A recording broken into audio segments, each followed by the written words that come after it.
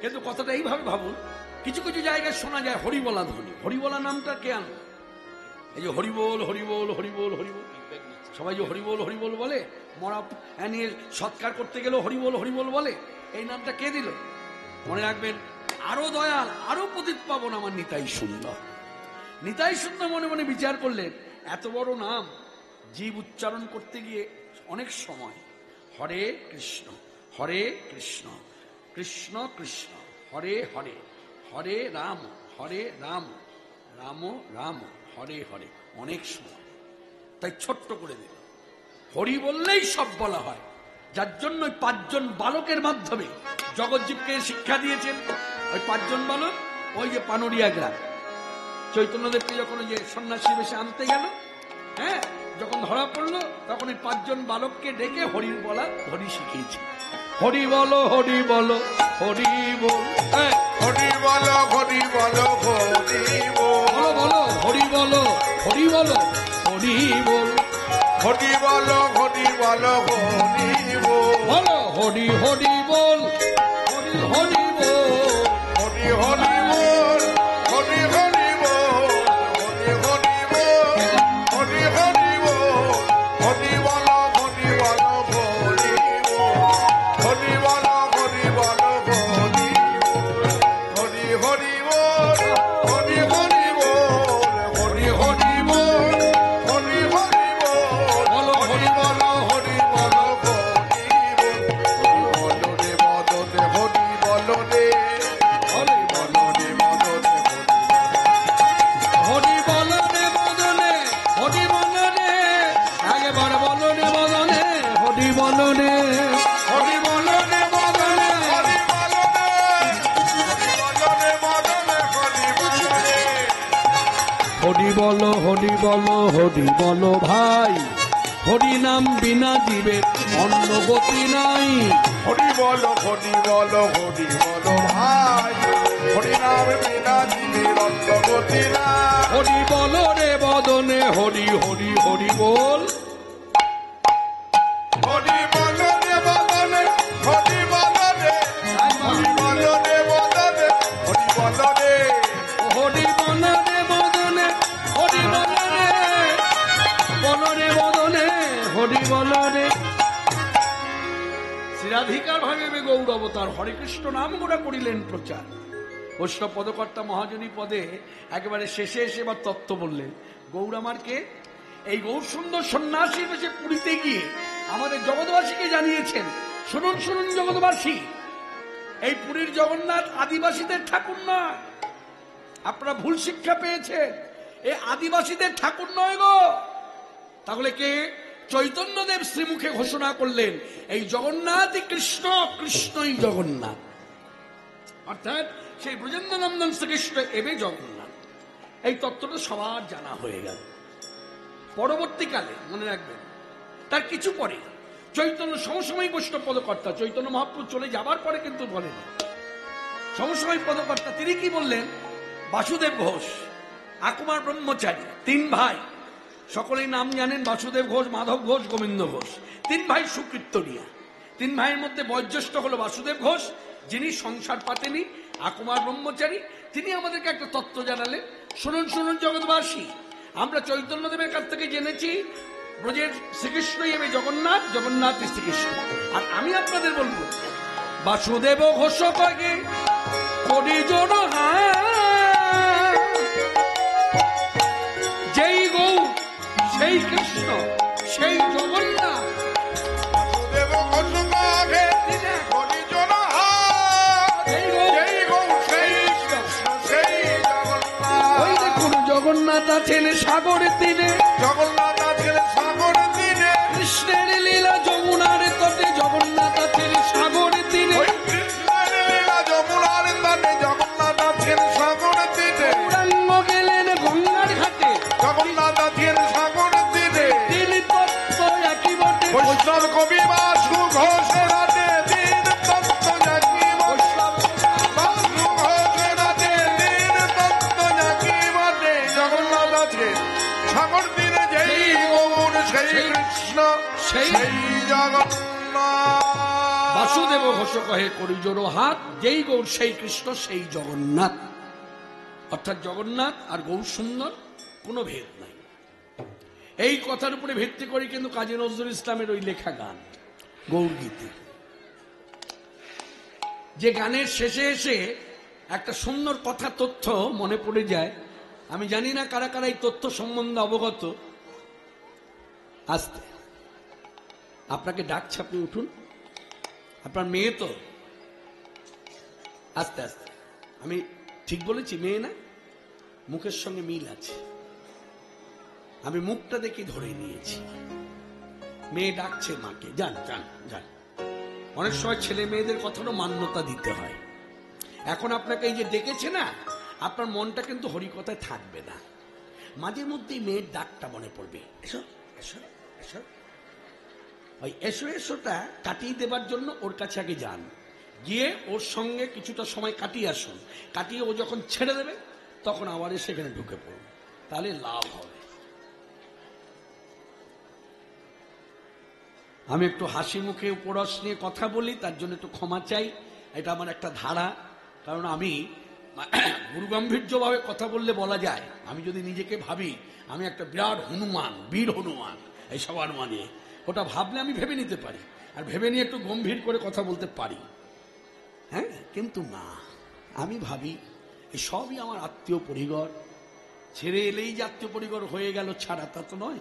যদি ভেবে নেওয়া যায়, ভাবনায় অনেক কিছু হয়, ভাবনায় অনেক কিছু হয়। না হলে মা না ভাবলে মা বলে কি করে, ছেলে না ভাবলে মা এখানে তার ছেলেকে বাড়িতে রেখে এলো, আর এখানে এসে বলছে বাবা, এ বাবা একটু জায়গাটা দে বাবা, তোমার লক্ষ্মী সোনা আমার। কি করে করলো? তাহলে ভেতরে ভাবনাটা এলো। সব ভাবনা আসে, বোন ভাবনা আসে, মা বাবা সব আসে, মাত্র বউ ভাবনাটা আসে না। ওটা যেন না আসে, তাহলে গন্ডগোল।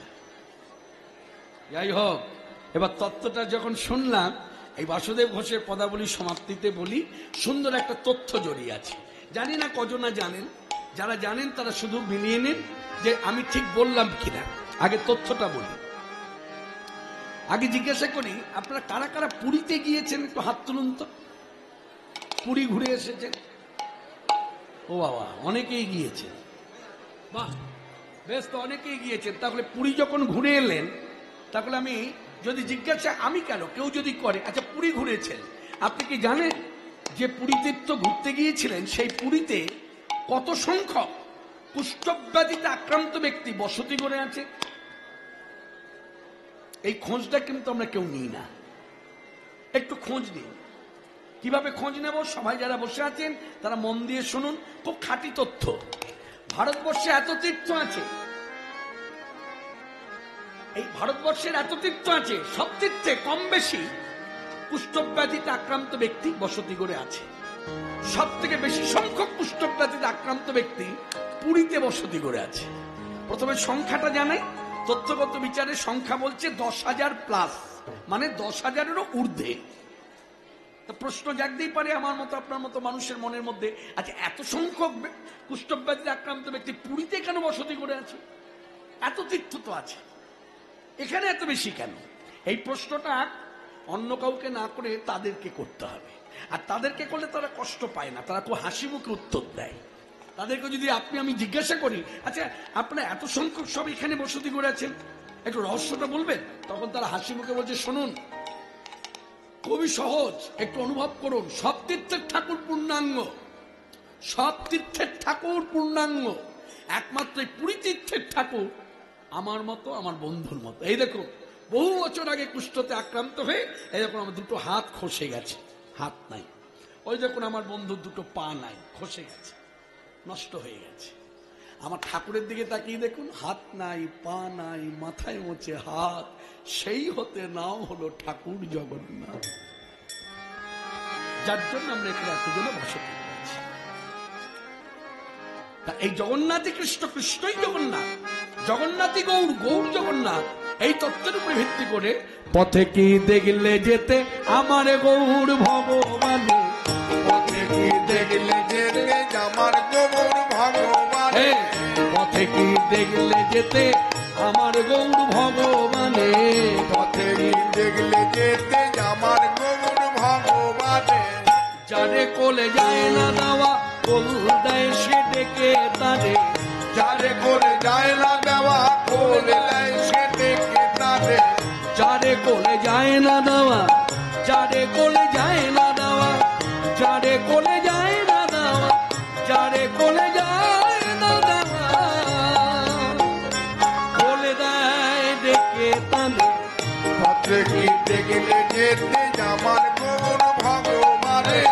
পথে কি দেখলে যেতে আমার গৌর ভগবানে। নবীন সন্ন্যাসী সে রূপে তার পাগল করে। নবীন সন্ন্যাসী রূপে তার পাগল করে। নবীন সন্ন্যাসী সে রূপে তার পাগল করে। নবীন সন্ন্যাসী রূপে তার পাগল করে। যারে কোলে যায় না দেওয়া কোল দেয় সে ডেকে তারে। যারে কোলে যায় না দেওয়া কোলে দেয় সে ডেকে তারে। পথে কি দেখলে যেতে যেতে আমার গৌর ভগবানে। পথে কি দেখলে যেতে আমার গৌর ভগবানে। যারে কোলে যায় না দেওয়া কোলে দেয় সে ডেকে তারে।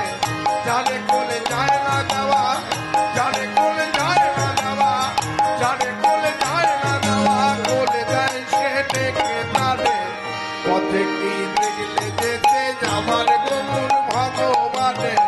পথে কি দেখলে যেতে আমার গৌর ভগবানে।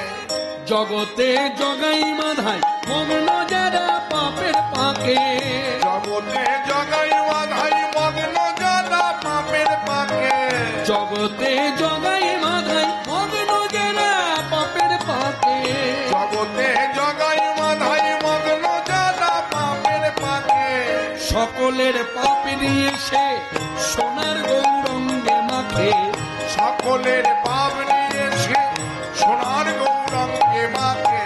পথে কি দেখলে যেতে আমার গৌর ভগবানে। পথে কি দেখলে যেতে আমার গৌর ভগবানে। পথে কি দেখলে যেতে আমার গৌর ভগবানে। আখির ঝিনুকে তার অবিরল মুক্তা ঝরে।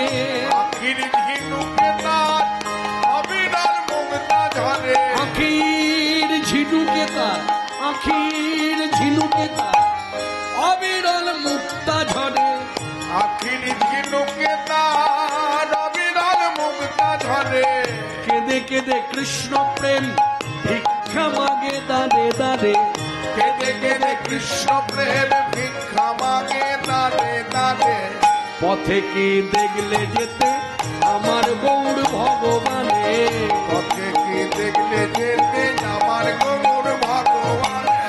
পথে কি দেখলে যেতে আমার গৌর ভগবানে। উদার বক্ষে তার, উদার বক্ষে তার ঠাই দেয় সকল জাতে। উদার বক্ষে তার ঠাই দেয় সকল জাতে। উদার বক্ষে তার ঠাই দেয় সকল জাতে। উদার বক্ষে তার ঠাই দেয় সকল জাতে।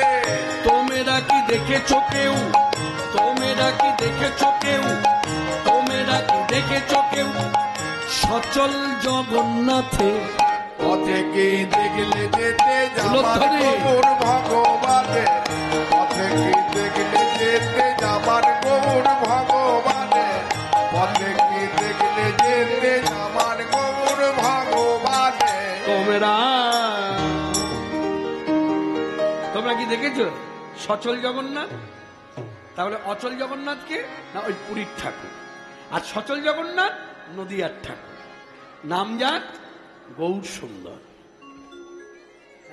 তা বাসুদেব ঘোষ কহে করি জোড়ো হাত, যেই গৌর সেই কৃষ্ণ সেই জগন্নাথ। এই তত্ত্বের মর্যাদা দিয়ে আমরা লোকশিক্ষা হেতু গাইব জগৎবাসী পুরুষ নারী প্রাণ ভরে ভজ নিতাই নিতাই গৌর হরি। জগৎবাসী পুরুষ নারী ভজ নিতাই নিতাই গৌরহরি জগৎবাসী ভজ নিতাই গৌরহরি জগৎবাসী গুরু সাধে ভজ নিতাই গৌরহরি জগৎবাসী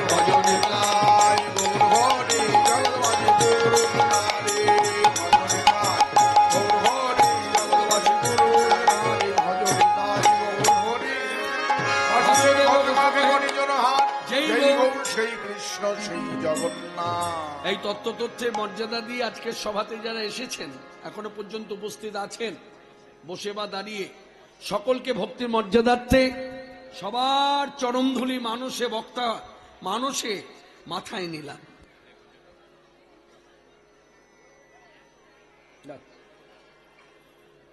আস্বাদনের বিষয়বস্তু যাই হোক না কেন, একটা সূত্র ধরে কথাটা বলি। কথাটা হচ্ছে, শ্রী শ্রী চৈতন্য চরিতামৃত গ্রন্থে অনেক কথাই বর্ণনা আছে।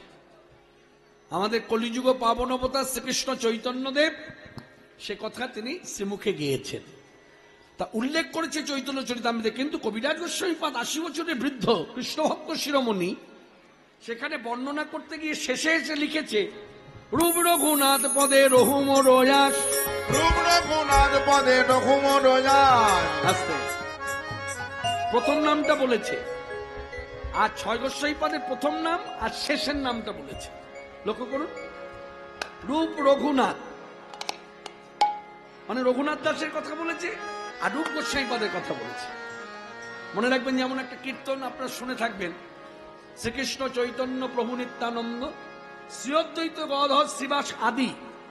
এই যে শ্রীবাস আদি কথা বলা মানে মানে গৌর অনুগত দাস দাসী যত আছে সকলকেই বোঝায়। ঠিক তদ্রুপ রূপ রঘুনাথ বললে পরে আলাদা করে আর চারজন যে বৈষ্ণব আছে, সেই সব বৈষ্ণবের নাম না নিলেও হয়ে যায়। যার জন্য হচ্ছে রূপ রঘুনাথ মানে শুরু আর শেষটা ধরছে। ঠিক আছে, এখন আমাদের কথাগুলো জানার বিষয়, এই যে 5-6 জন যে মানে বৈষ্ণবকে আমরা দেখতে পাই চিত্রপটের মধ্য দিয়ে, 6 গোস্বামী পাদ। এই 6 গোস্বামী পাদ, এই 6 জনের মধ্যে কজন বাঙালি আর কজন অবাঙালি?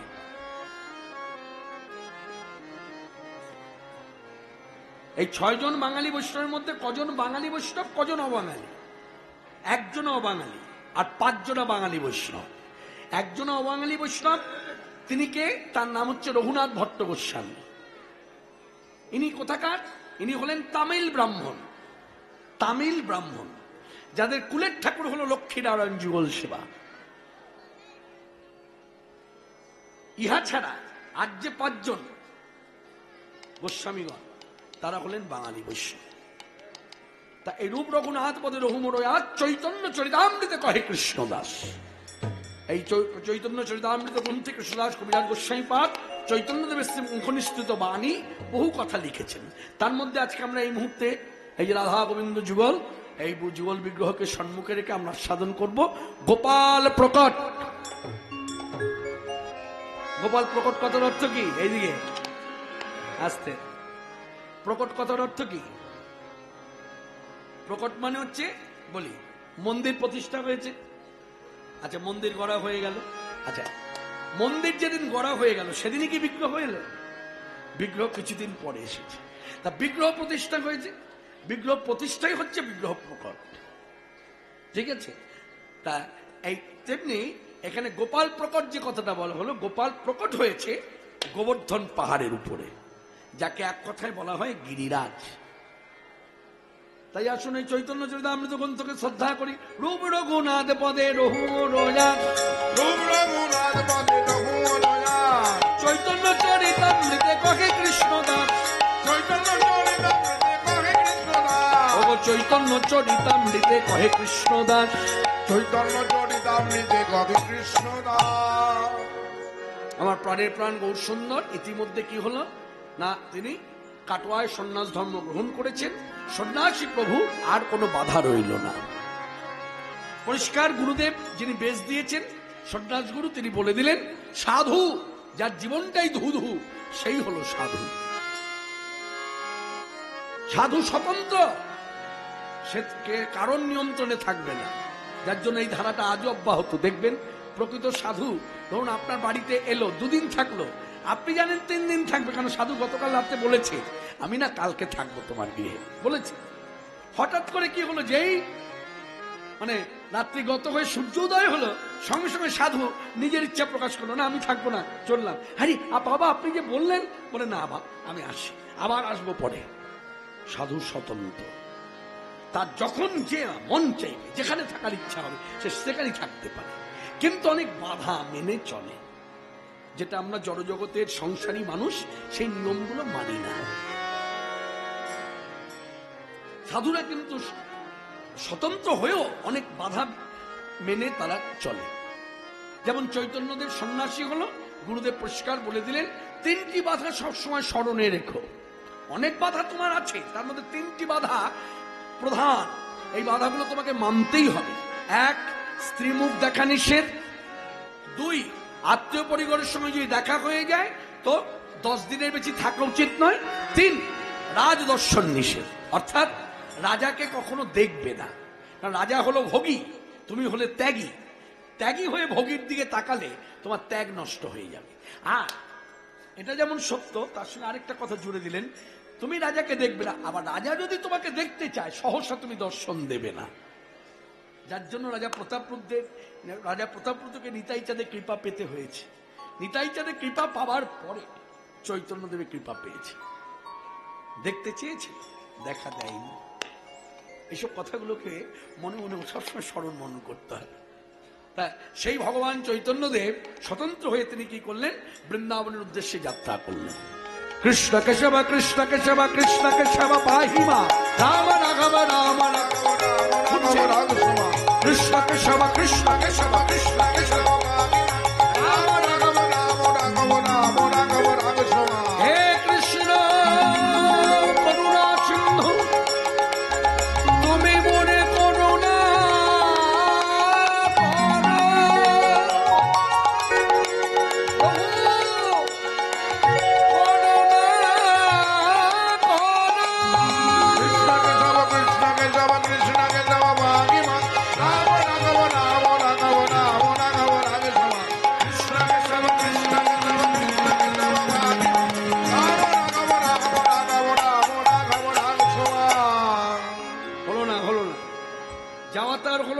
ইচ্ছা ছিল বৃন্দাবনে যাবে, কিন্তু বৃন্দাবনে যেতে গিয়েও যেতে পারল না। শ্রীমন নিতাই যাদের ছলনা আর শ্রীল অদ্বৈতাচার্য প্রভুর অন্তরে প্রীতিপূর্ণ আমন্ত্রণ, ওই যে গৌরানা ঠাকুর সীতানাথ, ওই যে অদ্বৈত সপ্তমী তিথি আপনারা পালন করলেন নিষ্ঠা সহকারে। এই অদ্বৈতাচার্য প্রভু মহাপ্রভু গৌরসুন্দরকে গোলক থেকে নামিয়েছেন ভুলকে। আসতে চাইনি, সহজে আসতেন না, অনেক কেঁদে কেঁদে তাকে নামিয়েছে। এত চোখের জল কোথা থেকে এলো? কথাটা কেমন হবে জানেন? এই সব চোখে মানে চোখের জল শুধু তার চোখের জল না, আমার গুরুদেব সুন্দর করে বলেছেন, সেদিনের কথা ভাবুন, সেদিন সকলের চোখের জল একজনার চোখে, সেদিন সকলের মুখের ডাক একজনার শ্রীমুখে, সেদিন সকলের বুকের বেদনা একজনার বুকে, তিনি হলেন শ্রীল অদ্বৈতাচার্য প্রভু। তার সেবিত বিগ্রহ রাধা মদন গোপাল সেই নাম ধরে ডেকে ডেকে এই গোলক থেকে ঠাকুরকে নামালো ভুলকে। আর ভুলকে যে চৈতন্যদেব যে এলেন, ভগবান এবার ভগবান হয়ে এলো না, মানে ঐশ্বর্যটাকে দূরে রাখলেন। ভালো করে বুঝে নিতে হবে, এই যে গৌরকে যে আমি ভগবান বলছি না, আমিও যদি কোনোদিন বলি যে না গৌর কি ভগবান, এই প্রশ্ন যদি আমিও করি, তাহলে করার পেছনে কারণটা একটাই, ভগবান মানে হচ্ছে ঐশ্বর্য। ভালো করে বুঝে নিন, ভগবান মানে হচ্ছে ঐশ্বর্য, একটা শক্তির প্রকাশ। তাহলে মানুষ বুঝবে কত বড়, কত বিশাল, কত শক্তিমান। এই তখন ভগবান বলে বানে। কিন্তু চৈতন্যদেব তিনি যখন ধরা এলেন তখন তিনি কখনো কখনো কখনো কখনো ঐশ্বর্য প্রকাশ করতেন, সবসময় করতেন না। আর যখনই ঐশ্বর্য প্রকাশ করেছেন, চৈতন্য ভাগবত চৈতন্য চরিতামৃত সাক্ষী গ্রন্থে লেখা আছে, তিনি যখনই ঐশ্বর্য প্রকাশ করেছেন তখন যদি এইরকম আমার আপনার মতো আপামর জনসাধারণ তাকে ঘিরে আছে, তখন সকলের চোখে তিনি কি করেছেন, মায়ার আবরণ দিয়ে দিয়েছে। মায়ার আবরণ চক্ষুতে গৌর যে আমার ভগবান কেউ দেখতেই পায়। মানে একমাত্র ভগবান চৈতন্যদেব, যিনি কখনো আমাকে আপনাকে বলে নাই যে আমি প্রভু, তোমরা আমার আরতি করো, আমার সেবা করো, আমাকে প্রণাম করো, আমার গলায় মালা দাও।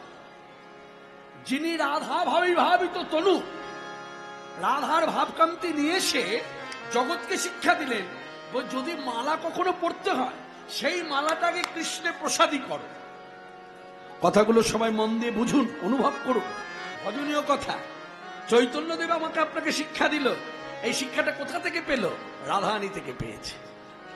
ওই যে কথায় আমি বলে অভ্যস্ত যে ব্রজ থেকে চালান করেছেন চৈতন্যদেব, সেই চালান যে করার যে ধারাটা সেটা এখনো ভক্ত সাধুদের মধ্যে আছে, বৈষ্ণবদের মধ্যে আছে, সে গৃহে থাকুক বনে থাকুক।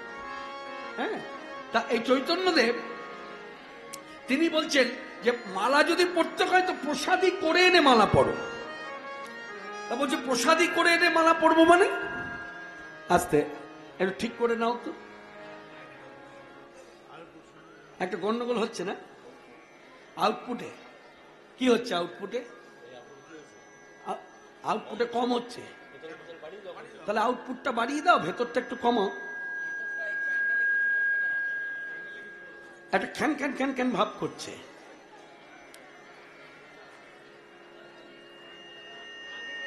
আস্তে আস্তে সহযোগিতার প্রয়োজন, অবজেকশন করলে হবে না, সহযোগিতা করতে হবে।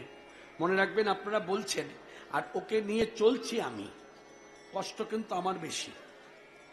আপনারা শুনছেন আর ওকে নিয়ে চলছি আমি, তাই ওকে সহযোগিতা করার প্রয়োজন।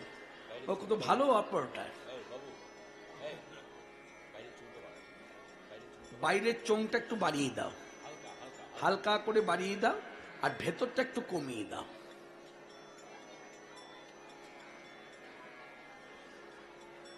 আস্তে, চেনা চেনা মনে হচ্ছে। শেরপুরে সিরাকল নস্কর পাড়ায় এবার আছেন তো আপনি? আপনি সংসার করেছেন, ছেলে মেয়ে আছে? হ্যাঁ, তাহলে তার কিছু বোঝাতেই হবে না। এইদিকে কথা ভুলে গেলে হবে না। প্রাণের প্রাণ গৌর সুন্দর সন্ন্যাসী বেশে চৈতন্যদেব আমাদেরকে তিনি নিজে আচরণ করে শিক্ষা দিয়েছেন যে শোনো, কারোর যদি ইচ্ছা হয় মালা পরবে, তো মালাটা প্রথমে কি করবে, আগে কৃষ্ণে প্রসাদী করো। যার জন্য এই ধারাটা দেখবেন, আপনার বাড়িতে যে গুরুদেব এসেছেন সে তো সদ্গুরু, আপনি বাজার থেকে একটা মালা কিনে নিয়ে এসেছেন সুন্দর দেখে, গোলাপের মালা হোক, রজনীগন্ধার হোক, হ্যাঁ, মালাটা বেশ ভালো দেখে কিনে এনে ইচ্ছা হলো গুরুদেবের গলায় পরাবো। এখন গুরুদেব যদি ভজনশীল হয়, আপনাকে মালাটা কিন্তু সরাসরি পরাতে দেবে না, বাধা দেবে। তা যেই বাধা দেবে, যা হয় মনের অবস্থা, এত আশা করে নিলাম, হ্যাঁ, আর মালাটা পরাতে গিয়ে বলছি পরাবে না, তখন গুরুদেবের কাছে জিজ্ঞাসা করুন, গুরুদেব বাধা দিলেন? বলে বাধা দিইনি, এই মালা আমি পরবো, তবে প্রসাদী না হলে পরবো না, আগে কৃষ্ণের গলায় পরাও। কৃষ্ণের গলাতে পড়াতে বলছে কেন? না, পড়াতে বলছে এই অর্থে সে তো দাস আর প্রভু হলো কৃষ্ণ, তা কৃষ্ণের গলায় মালাটা পরিয়ে দিলে কি হবে, মালাটা কিছুক্ষণ কৃষ্ণের গলায় থাকবে, আর কৃষ্ণের অঙ্গগন্ধটা মালার মধ্যে মিশে যাবে। মালার মধ্যে মিশে গেলে ওই গন্ধযুক্ত মালা, কৃষ্ণ অঙ্গগন্ধযুক্ত মালা যখন গুরুদেবের গলায় পড়াবে, তখন সে গন্ধ পাবে, কৃষ্ণ অঙ্গগন্ধ।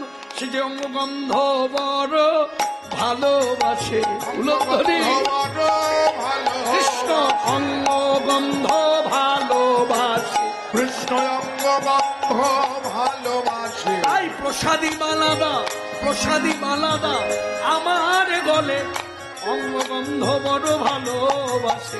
তাই প্রসাদী মালা আমার গলে, অঙ্গগন্ধ বড় ভালোবাসে। তাই প্রসাদী মালা দাও আমার গলে, আমি দাস তিনি প্রভু। প্রসাদী মালা দাও আমার গলে, ও আমি আমি তার দাস, তিনি আমার প্রভু। হ্যাঁ, প্রসাদী